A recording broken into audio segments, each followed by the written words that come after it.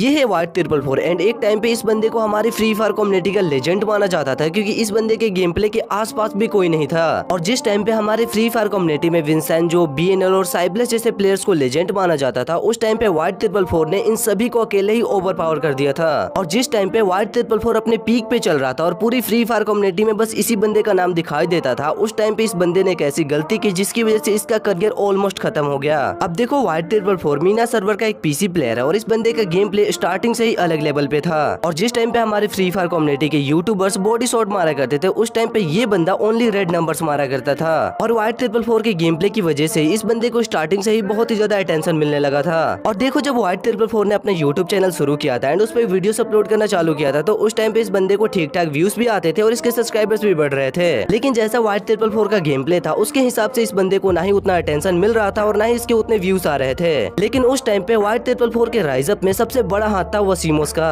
अब देखो जब पहली बार वसीमोस ने वाइट ट्रिपल फोर का गेम प्ले देखा था, उसी टाइम पे वसीमोस वाइट ट्रिपल फोर का फैन हो गया था। और वाइट ट्रिपल फोर को मेन स्ट्रीम करने के लिए वसीमोस उसके ऊपर वीडियोस बनाने लगा, उसे अपने लाइव स्ट्रीम में खिलाने लगा, जिसकी वजह से वाइट ट्रिपल फोर को काफी ज्यादा अटेंशन मिलने लगा। और वसीमोस की रिएक्शन वीडियो और उसके लाइव स्ट्रीम में खेलने की वजह से वाइट ट्रिपल फोर का एक अच्छा खासा फैन बेस बन गया था। और अब जाके वाइट ट्रिपल फोर को उसके गेम प्ले के हिसाब से अटेंशन मिलने लगा था और काफी बड़े बड़े यूट्यूबर्स की नजर वाइट ट्रिपल फोर पे पड़ने लगी थी। और इस टाइम तक वाइट ट्रिपल फोर अपने गेम प्ले की वजह से इतना ज्यादा पॉपुलर हो चुका था कि इस बंदे को मीना सर्वर की सबसे बड़ी गिल्ड ओवर पावर में भी इनवाइट किया गया था। और तुम सभी लोगों को शायद याद होगा कि उस टाइम पे मीना सर्वर के सबसे बड़े प्लेयर्स या फिर यूट्यूबर सभी लोग ओवर पावर गिल्ड में ही रहते थे। और इसी वजह से जब white triple four over power guild में गया, इस बंदे को काफी सारे बड़े यूट्यूबर्स जानने लगे और इसको और भी ज्यादा अटेंशन मिलने लगा। लेकिन कुछ टाइम ओवर पावर गिल्ड में रहने के बाद व्हाइट ट्रिपल फोर ने इस गिल्ड को छोड़ दिया और अपना एक गिल्ड बनाया जिसका नाम था नॉट ह्यूमंस। और देखो जो व्हाइट ट्रिपल फोर ने अपना ये गिल्ड बनाया था ना, तो इस गिल्ड में व्हाइट ट्रिपल फोर जैसे और भी प्लेयर्स आने लगे जो सेम व्हाइट ट्रिपल फोर जैसा ही खेलते थे। और इस टाइम तक व्हाइट ट्रिपल फोर ये बंदा इतना ज्यादा पॉपुलर हो चुका था कि गरीना वालों ने खुद इसे अपने पार्टनर प्रोग्राम में लिया और इसको VWatch भी दिया था।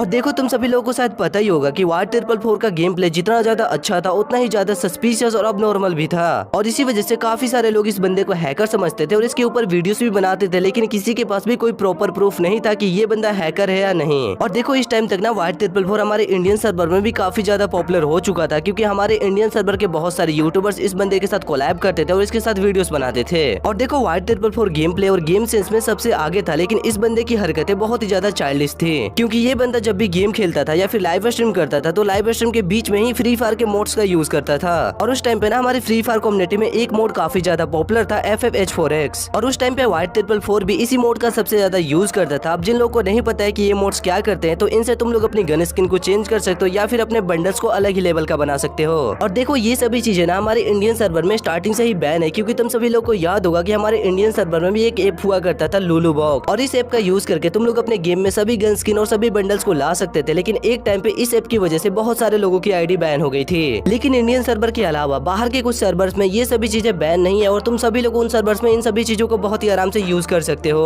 और देखो व्हाइट ट्रिपल फोर की हरकतें स्टार्टिंग से ही बच्चों वाली थी, लेकिन फिर भी ऑडियंस इस बंदे के गेम प्ले को अप्रिशिएट करती थी और इस बंदे को सपोर्ट करती थी। और देखो ये सभी चीजें चली रही थी, लेकिन आज से 5 साल पहले यानी 2021 के टाइम पे व्हाइट ट्रिपल फोर के लाइफ में एक ऐसा मोमेंट आता है जिसकी वजह से इस बंदे की लाइफ पूरी चेंज हो जाती है। तुम सभी लोगों को शायद याद होगा कि आज से 5 साल पहले व्हाइट ट्रिपल फोर और नोब्रू के बीच एक 1v1 मैच हुआ था, और इस 1v1 मैच में व्हाइट ट्रिपल फोर ने नोब्रू को 0-7 से हराया था। और इस वजह से इस बंदे की इमेज पे नेगेटिव और पॉजिटिव दोनों इम्पैक्ट पड़े थे। और देखो जब ये 1v1 मैच हुआ था ना, तो पूरी फ्री फायर कम्युनिटी हिल गई थी, क्योंकि नोब्रू एक आम प्लेयर नहीं है, ये बंदा एक ई-स्पोर्ट प्लेयर है और इसने काफी सारे टूर्नामेंट्स में डोमिनेट किया है। लेकिन फिर भी व्हाइट ट्रिपल फोर ने इस बंदे को 0-7 से हराया था। और इस 1v1 मैच के बाद ना व्हाइट ट्रिपल फोर की फैन फॉलोइंग ऑलमोस्ट डबल हो गई थी, क्योंकि इस बंदे ने की स्पोर्ट प्लेयर को 0-7 से हराया था। और काफी सारे यूट्यूबर्स और ऑडियंस भी व्हाइट ट्रिपल फोर को अपनी तरफ से पूरा सपोर्ट कर रहे थे। लेकिन उस टाइम पे कुछ ऐसे भी लोग थे जिन लोगों को ये मैच पूरी तरीके से अनफेयर लग रहा था। और इसका सबसे पहला रीजन ये था कि व्हाइट ट्रिपल फोर एक PC प्लेयर था और नोब्रू एक फोन प्लेयर, और इन दोनों का कोई भी कंपैरिजन नहीं बनता है। और इसके अलावा व्हाइट ट्रिपल फोर के ऊपर बहुत टाइम पहले से हैकर होने के एलिगेशन लगाए जा रहे थे, इसी वजह से बहुत सारे लोगों को ये लगता था कि ये मैच अनफेयर है। और देखो जब व्हाइट ट्रिपल फोर ने नोब्रू को हरा के अपने चैनल पे वीडियो अपलोड की थी, तो गरीना की तरफ से सीधे रिक्वेस्ट आई थी व्हाइट ट्रिपल फोर को उस वीडियो को हटाने के लिए।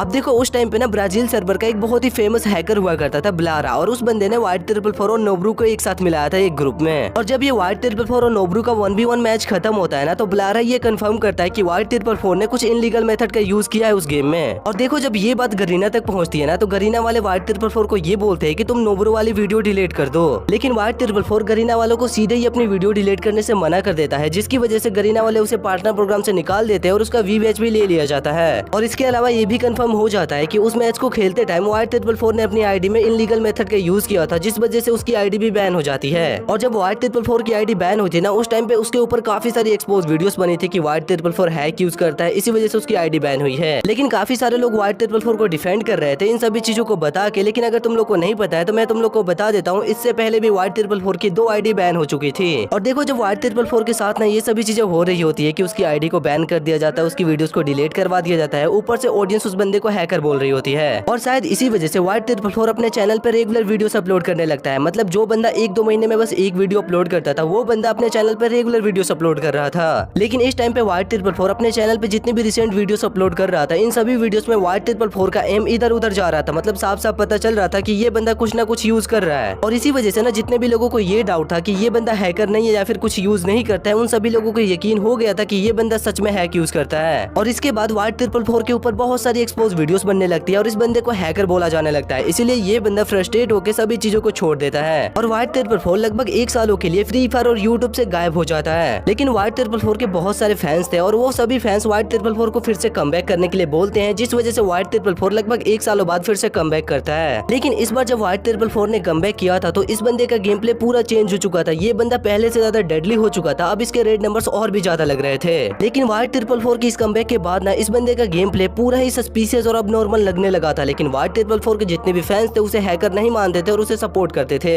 लेकिन तभी कुछ ऐसा होता है जिसकी वजह से साफ साफ ये प्रूफ हो जाता है कि White444 हैक यूज करता है। अब देखो एक दिन White444 नीमो टीवी पे लाइव स्ट्रीम कर रहा था, लेकिन लाइव स्ट्रीम के बीच में इस बंदे का गेम पूरा क्रैश हो जाता है और इसका गेम गार्डियन और पूरी स्क्रिप्ट दिख जाती है। سر الشيلر يلا تحرك هيدا من عناية الشيلر ملل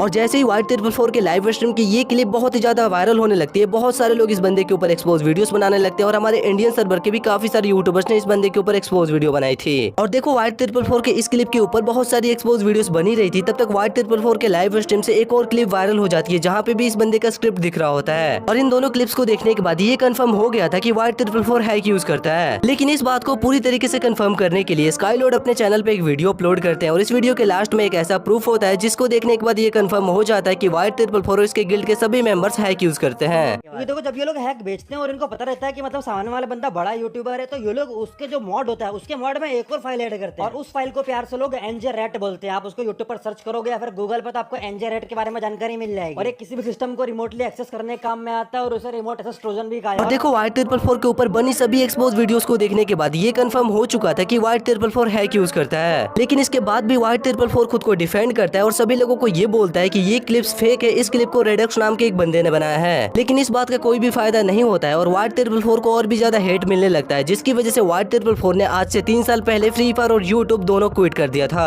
और फ्री फायर और यूट्यूब क्विट करने से पहले White444 ने अपने चैनल को सेल कर दिया था जिसपे 5 मिलियन सब्सक्राइबर्स थे। और देखो जब White444 ने फ्री फायर और यूट्यूब क्विट किया था उसके कुछ टाइम बाद ही White444 के फैंस डिमांड करने लगे थे कि White444 फिर से कमबैक करे। और अपनी फैंस की बात सुन के White444 ने आज से 1 साल पहले फिर से यूट्यूब और फ्री फायर में कमबैक किया। और जब आज से 1 साल पहले White444 ने अपने चैनल पे कमबैक किया तो ऑडियंस ने उसे स्टार्टिंग में बहुत ही ज्यादा सपोर्ट किया। लेकिन शायद अभी के टाइम पे सभी लोगों को ये बात पता चल चुकी है कि White444 एक हैकर है, जिसकी वजह से उसकी ऑडियंस धीरे धीरे दिन पे दिन कम होती जा रही है। क्योंकि अगर तुम लोग अभी White444 के न्यू चैनल को देखोगे तो स्टार्टिंग में इसके चैनल पे मिलियंस पे व्यूज आ रहे थे, लेकिन अभी के टाइम पे इसके व्यूज बहुत ही ज्यादा कम हो चुके हैं। और ये बंदा लगभग रेगुलर अपने चैनल पे लाइव स्ट्रीम भी करता है और स्टार्टिंग में इसके लाइव स्ट्रीम पे भी अच्छे व्यूज आ रहे थे, लेकिन अभी के टाइम पे इसके लाइव स्ट्रीम पे भी अच्छे व्यूज नहीं आ रहे हैं। मतलब तुम लोग खुद एक बार सोचिए देखो कि एक टाइम पे जिस बंदे के हर वीडियो पे मिलियंस में व्यूज आया करते थे, इवन अगर कोई बंदा टाइटल में उस बंदे का नाम भी रख देता था तो उसकी वीडियो पे भी मिलियंस में व्यूज आ जाते थे। लेकिन आज के टाइम पे इस बंदे की ऐसी हालत हो चुकी है कि इसकी खुद की वीडियोस पे भी इतने ज्यादा कम व्यूज आ रहे हैं। और इन सभी चीजों से हमें एक बात पता चलती है कि White444 ने अपने ही हाथों अपने करियर को खत्म किया है।